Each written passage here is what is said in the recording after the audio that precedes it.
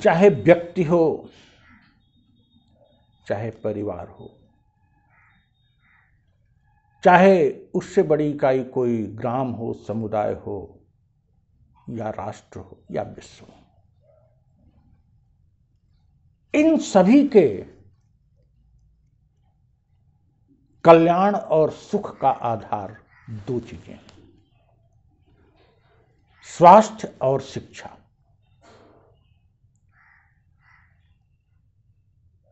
अगर अच्छी हेल्थ है और अच्छी शिक्षा है, हेल्थ का मतलब ये नहीं केवल हृष्ट पुष्ट, और शिक्षा का मतलब नहीं कि केवल डिग्री। पाषाण युग से भी हम देखते हैं कि अगर किसी का स्वास्थ्य अच्छा है तो वह जीवन संघर्ष में आगे बढ़ा। आगे चलकर आधुनिक समय में शिक्षा ने प्रमुख स्थान लिया, जब शारीरिक स्वास्थ्य के साथ साथ मानसिक स्वास्थ्य की जरूरत होती है। शारीरिक स्वास्थ्य अच्छे पोषण से होता है और मानसिक स्वास्थ्य का विकास अच्छी समुचित शिक्षा से होती है। जिस समाज में, जिस परिवार में और जिस राष्ट्र में इन दो की उपेक्षा होगी, वह समाज, वह राष्ट्र कभी आगे नहीं बढ़ सकता। जिस परिवार में इन दोनों की उपेक्षा होगी, वह परिवार कभी सुखी नहीं रह सकता। और जो व्यक्ति इन दोनों में किसी एक को भी उपेक्षित रखेगा, उसका कभी विकास नहीं हो सकता। शारीरिक स्वास्थ्य, मानसिक स्वास्थ्य और मूल्य युक्त, नैतिकता युक्त, सकारात्मकता युक्त शिक्षा।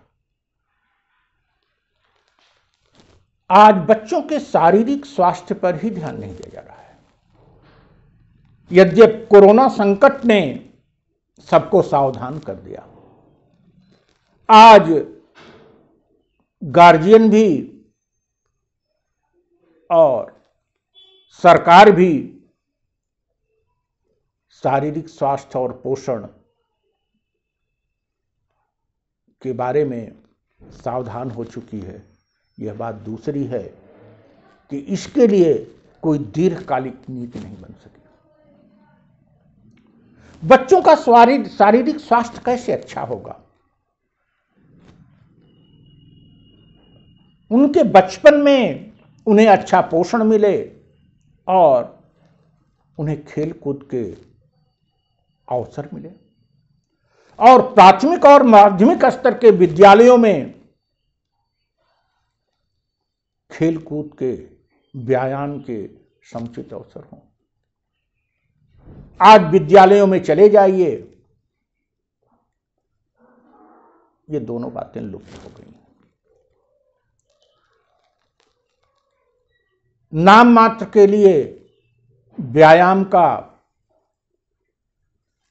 या खेल कूद का 40-50 अध्यापकों में एक अध्यापक रख लिया जाता है खाना पूर्ति करने के लिए।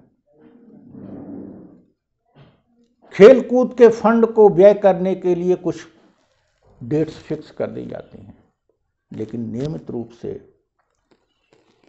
प्राथमिक विद्यालयों और माध्यमिक विद्यालयों में यह कार्य हो रहा है।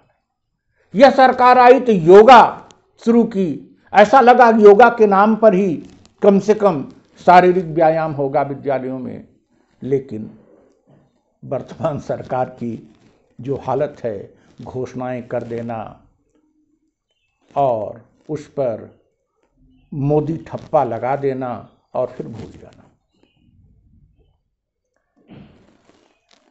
दूसरी बात आती है शिक्षा की। शिक्षा में भी ये जुड़ा हुआ है शारीरिक स्वास्थ्य। शारीरिक स्वास्थ्य पोषण से, पारिवारिक देखरेख से और प्राथमिक माध्यमिक शिक्षा, तीनों से जुड़ा हुआ है। शिक्षा की जब बात आती है तो मूल्ययुक्त वैल्यू बेस्ड एजुकेशन, जिसमें लोगों की अवेकनिंग हो, लोग जागरूक हों और लोगों में सकारात्मकता हो। यह शिक्षा भी डिग्री लेने वाली शिक्षा होती जा रही है। शिक्षा नीति आई है, इस शिक्षा नीति में कोई मनोवैज्ञानिक चिंतन, कोई दीर्घकालिक चिंतन का पूरी तरह से अभाव है। सिद्धांत रूप में कुछ बातें अवश्य अच्छी दी गई हैं, लेकिन उनके लिए कोई रोड मैप नहीं है। इस प्रकार से यदि सरकार निकम्मी है, सरकार असंवेदनशील है, तो कम से कम परिवार के स्तर पर और व्यक्तिगत स्तर पर शिक्षा और स्वास्थ्य को ध्यान दिया जाना चाहिए। यदि आप अपनी शिक्षा और अपने स्वास्थ्य पर समुचित ध्यान देते हैं तो निस्संदेह आपका विकास होगा, और एक इकाई के रूप में जब आपका विकास होगा तो राष्ट्र निर्माण भी होगा। Thank you.